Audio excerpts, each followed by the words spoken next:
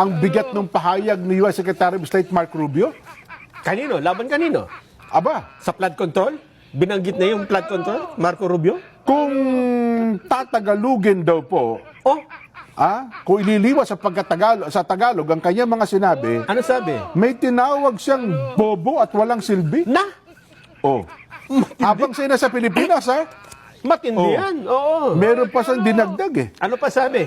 Yun daw mga taong yan Oh, ay pinamumunuan daw ng mga buwang at baliw. naku po! Masakit ka magsalita, Ginoong Marco Rubio. Pag tinagalog. Pag tinagalog, ay gusto mo ba marin sa Ingles? At saka, gusto ko alamin kung sino tinutukoy niya. Dahil dito sa Pilipinas, Oho. maraming ganyan ngayon na nagpapalitan ng kung sino yung bobo, kung sino yung, di ba? May mga pinagkasabihan silang Oo. pasakit din pala magsalita itong si Ginoong Marco Rubio. At sinabi niya ito, Nelson Oo. habang siya nasa Pilipinas, sa harapan ng mga mamamahayag ng Pilipino. Di ba nakipag-usap siya kay Pangulo? Oo, kay Pangulo. Hindi naman siya yung sinasabihan. Hindi. Baka. Maraming PSG yun, bakit ka makalabas dyan? Pero habang siya narito at kaharap po mga mamamahayag, may sinabihan po, Ibig sabihin, press con ito. press con.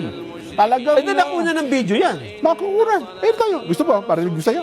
Sige, sige, sige. Ito po, pakinggan niyo mabuti ang sinabi po ni U.S. Secretary of State Mark Rubio. Mark? Here's how I reconcile it. We're not members of the ICC. We never signed that treaty. We never joined it. And they somehow claim that they have a right, nonetheless, to go after non-treaty members and put heads of state and others in jail.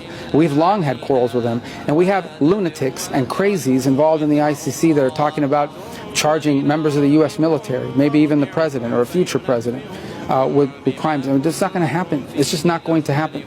We are not members of that court. We never signed on to that treaty. They need to understand that. If people want to sign on and be a part of that stupid organization, they can. But we're not going to be a part of it, and they're not going to apply their jurisdiction to Americans. That's just not going to happen. We're not going to tolerate it now or in the future. And we've warned them about it repeatedly. And now they're going to see the consequences of ignoring us. Yun. Lunatics and crazy. Oo. Nelson, no? Ang sabi niya sa ICC, sa press conference dito sa Maynila, ito daw pong ICC ay stupid organization run by lunatics and crazies. Kita mo na? Mga baliw. Ibig sabihin, Mga baliw at nagpapatakbo ng ICC. mga buwang. Kung ililipat po natin sa Tagalog. Ba't tayo nagpadala ng Pilipino doon para doon litisin? Mga buwang pala yung naglilitis doon. Baka kung anong gawing hatol doon. Ayun na nga. Baka ang gawing hatol doon, purutin hanggang sa... Nako.